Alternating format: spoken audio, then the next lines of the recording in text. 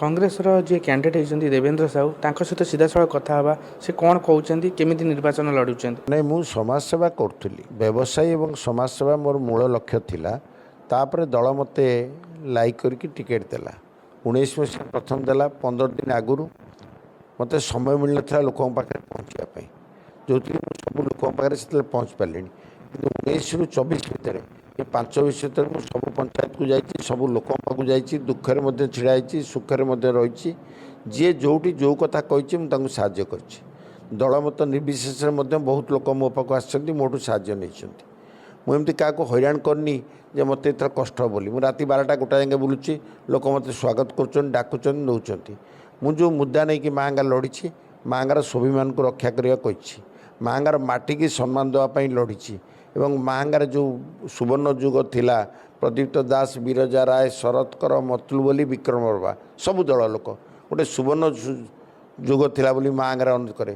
ଏବଂ 2009 ପରେ ଯେଉଁଭଳି ଭାବରେ ଏଠି ଆସିଲା ଗୋଟେ ବିଧାୟକ ଯେ ବାହାରୁ ହେଲେ ତାଙ୍କର ମାଆଙ୍ଗା ମାଟି ପ୍ରତି ଟିକେ ବି ସମ୍ମାନ ନାହିଁ ମାଆଙ୍ଗା ଜାତି ପ୍ରତି ମଧ୍ୟ ସମ୍ମାନ ନାହିଁ ମାଆଙ୍ଗାର କୌଣସି ଲୋକ ପ୍ରତି ମଧ୍ୟ ସମ୍ମାନ ନାହିଁ। ଅତି କଦର୍ଯ୍ୟ ବ୍ୟବହାର କରି ମାଆଙ୍ଗାକୁ ଗୋଟେ ହୀନ କରିଦେବାକୁ ଚେଷ୍ଟା କରିଛି। ସାହିତ୍ୟିକମାନଙ୍କ ଅବସ୍ଥା ଆହୁରି ଶୋଚନୀୟ କହିଲେ ମାନେ ଲାଜ ଲାଗୁଛି ଯେ ସେମାନଙ୍କ ଅବସ୍ଥା ମଧ୍ୟ ସାହିତ୍ୟିକ ହିସାବରେ ଗଣା ହେଉନାହିଁ। ସେଇଥିପାଇଁ ମୁଁ ମାଆଙ୍ଗାର ମାଟି ପାଇଁ ଲଢ଼ୁଥିବାରୁ ଲୋକ ମୋତେ ପ୍ରିଫର କରିବେ ଏବଂ ମାଆଙ୍ଗାର ଯେଉଁ ଆଇନ ଶୃଙ୍ଖଳା ପରିସ୍ଥିତି ହେଇଛି ତାକୁ ମେନ୍ ମୁଦ୍ଦା କରିଛି।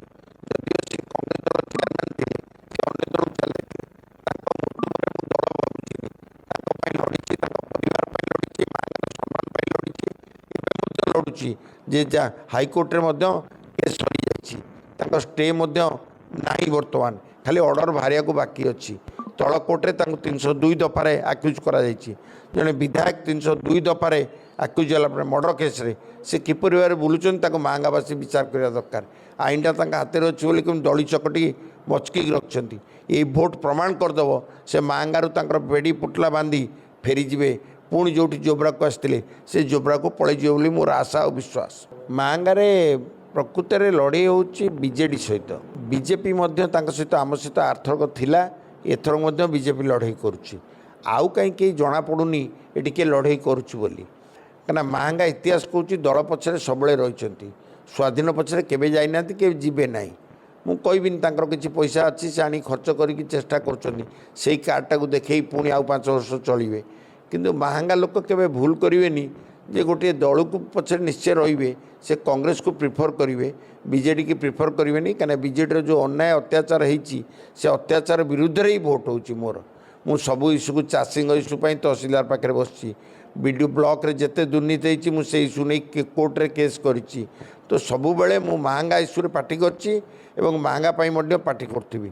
ମାଆଙ୍ଗାର ଯେଉଁ ଟୁରିଷ୍ଟ ସେକ୍ଟରଟା ଅବହେଳିତ ହୋଇଛି ମୁଁ ତାକୁ ଉଠାଇବାକୁ ଚେଷ୍ଟା କରିବି ଯୁବକମାନଙ୍କୁ ନିଯୁକ୍ତି ଦେବା ପାଇଁ ମୁଁ ଚେଷ୍ଟା କରିବି କେଉଁଭଳି ଭାବରେ ନିଯୁକ୍ତି ହେବ ତା ପ୍ଲାନ୍ ମଧ୍ୟ ପ୍ରୋଗ୍ରାମ କରିଛି ଏବଂ ବୟସ୍କ ଲୋକମାନଙ୍କୁ ତୀର୍ଥସ୍ଥଳ ନେବି।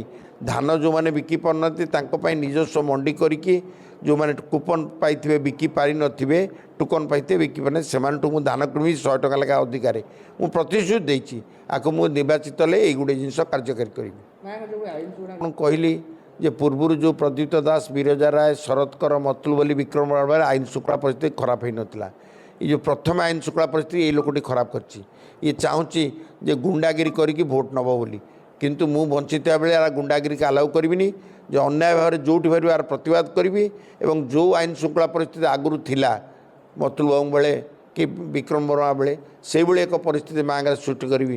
ଲୋକ ରାତିରେ ତାଙ୍କ ପିଲା ଛୁଆଙ୍କୁ ନେଇ ବାହାରେ ବୁଲି ପାରିବେ ସାଧାରଣ ଲୋକ ମଧ୍ୟ କଥା ହେଇପାରିବେ ସାଧାରଣ ଲୋକ ମଧ୍ୟ ଡର ରହିବନି ଯେ ଆମ ସ୍ତ୍ରୀ ଛୁଆ ପିଲା ସୁରକ୍ଷିତ ଅଛନ୍ତି ବୋଲି। ମୁଁ ପ୍ରଥମେ ତାଙ୍କୁ ସୁରକ୍ଷା ଦେବାର ଦାୟିତ୍ୱ ନେବି ଏବଂ ସେଇଟାକୁ ମଧ୍ୟ ନିଶ୍ଚୟ କାର୍ଯ୍ୟକାରୀ କରିବି।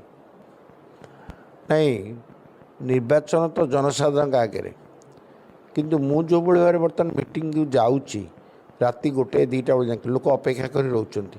ଆମେ ତ ଇନ୍ଦିରା ଆବାସ ବାଣ୍ଟୁନୁ ଭତ୍ତା ବାଣ୍ଟୁନୁ ନା ତାଙ୍କର କ'ଣ ପଇସା ଦେଇ ଗାଡ଼ିରେ ବୋଉନୁ ତାହେଲେ ଲୋକ କାହିଁକି ଅପେକ୍ଷା କରୁଛନ୍ତି। ତ ଜନତାଙ୍କ ମୁଡ୍ କରୁଛି ଯେ ଆମେ ବଦଳିବାକୁ ଚାହୁଁଛୁ। ଆପଣ ଦେଖିବେ ଭଦ୍ରେଶ୍ୱର ମିଟିଂ ହେଲା ଆପଣଙ୍କର ପୋଡ଼ାମରି ମିଟିଂ ହେଲା ମଧୁପୁର ମିଟିଂ ହେଲା ଆପଣ ଦେଖିବେ ଶାହପୁରରେ ମିଟିଂ ହେଲା ଏବଂ ଯେଉଁଠି ମିଟିଂ ହେଉଛି ଏବଂ ଅସୁରେଶ୍ୱରଠାରେ ମିଟିଂ ହେଲା ହଜାର ହଜାର ଲୋକ ଠିଆ ହେଇକି ରାତିରେ ଶୁଣୁଛନ୍ତି। ବନ୍ଦକାଟିଆଠାରେ ହେଲା ନିଶଙ୍କଲ ବ୍ଲକର ନଗସପୁର ପାଖରେ। ତ ଏଥିରୁ ଇଣ୍ଡିକେସନ୍ ଦେଉଛି ଯେ ଜନତାଙ୍କ ମୁଡ୍ ଗୋଟେ ଆଡ଼କୁ ଆସିଛି କାହିଁକିନା ମୁଁ ପ୍ରଥମେ ଭାବୁଥିଲି ଏତେ ଗୁଡ଼ା ମୁଡ୍ ହେଇନଥିବ ବୋଲି, କିନ୍ତୁ ଯେତେବେଳେ ନିଜେ ମିଟିଂରେ ପହଞ୍ଚି ଯେଉଁ ଲୋକ ଆଉଛନ୍ତି ରାତିରେ ସନ୍ଧ୍ୟାବେଳୁ 8ଟା ବେଳୁ 7ଟା ବେଳୁ ବଉଛନ୍ତି ରାତି 12ଟା ଯାକେ ଲୋକ ସେଇଠୁ ମୁଁ ଜାଣିପାରୁଛି ଯେ ଜନତାଙ୍କ ମୁଡ୍ ଗୋଟେ ଆଡ଼କୁ ଆସିଛି ଏବଂ ଜନତା ଜନାର୍ଦ୍ଦନ ହେଉଛନ୍ତି ଆମର ଭଗବାନ। ସେ ଯାହା ନିଷ୍ପତ୍ତି କରିବେ ଆମେ ତାଙ୍କୁ ମାନି ନେବୁ। ଦେଖୁଥିଲେ ସିଧାସଳଖ ଆମେ ଦେବେନ୍ଦ୍ର ସାହୁଙ୍କ ସହିତ କଥା ହେଉଥିଲେ, ଯିଏ କଂଗ୍ରେସର ଠିଆ ହେଇଛନ୍ତି କ୍ୟାଣ୍ଡିଡେଟ୍ ଅଛନ୍ତି ମାହାଙ୍ଗାରେ। ସେ ସିଧା କହିଥିଲେ ଲୋକ ଚାହୁଁଛନ୍ତି ପରିବର୍ତ୍ତନ। ଦେଖିବାକୁ ବାକି ରହିଲା ଜନତା ଜନାର୍ଦ୍ଦନ କେବେ ପରିବର୍ତ୍ତନ କରୁଛନ୍ତି ଏବଂ ତାଙ୍କ ଆଶା କେତେ ସଫଳ ହେଉଛି। କଟକ ଜିଲ୍ଲାରୁ ତୁଷାର ଜେନାଙ୍କ ରିପୋର୍ଟ, ଓଡ଼ିଶା ହାଲଚାଲ।